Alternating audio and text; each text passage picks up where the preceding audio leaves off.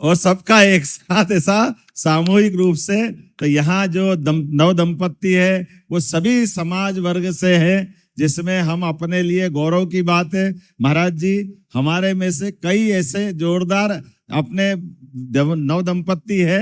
एक बेटी है हमारी अनुसूचित जाति वर्ग की, एक बेटा अनुसूचित जाति वर्ग का। और ये यहाँ पर कोई बड़ा नहीं, कोई छोटा नहीं, कोई वेटर है, कोई ड्राइवर है, कोई किसी प्रकार से, लेकिन हमारे लिए तो आज वो दूल्हा दुल्हन राजा महाराजा के समान है। इनका जोरदार अभिनंदन करें ये नए परिवार की नई व्यवस्था में।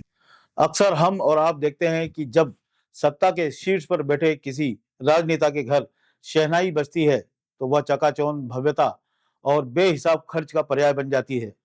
लेकिन बाबा महाकाल की नगरी उज्जैन में हाल ही में एक ऐसी अनूठी और ऐतिहासिक मिसाल देखी गई जिसने वीआईपी कल्चर की पुरानी रवायतों को पूरी तरह से बदल कर रख दिया।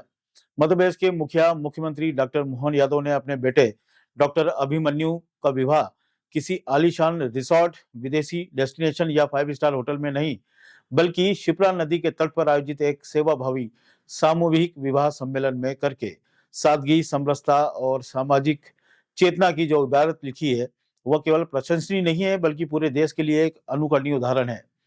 एक ही मंडप के नीचे एक ही शुभ मुहूर्त में जहां समाज के अलग अलग वर्गों के 21 अन्य जोड़े परिणय सूत्र में बंध रहे थे, वहीं उनके बीच बिना किसी विशेष तामझाम के मध्य प्रदेश के मुख्यमंत्री के बेटे का विवाह संपन्न होना यह बताता है कि पद और कद कितना ही बड़ा क्यों ना हो, संस्कार की जड़ें उससे भी कहीं अधिक गहरी होती हैं।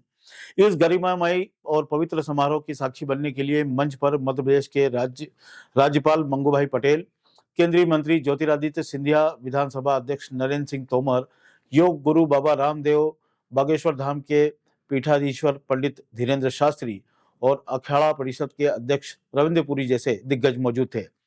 लेकिन वहां पर उपस्थित हर विशिष्ट मेहमान ने उस वातावरण की पवित्रता और सादगी का पूरा सम्मान किया। वहां ना तो कोई वीआईपी प्रोटोकॉल था और ना ही कोई अलग से राजशाही व्यवस्था।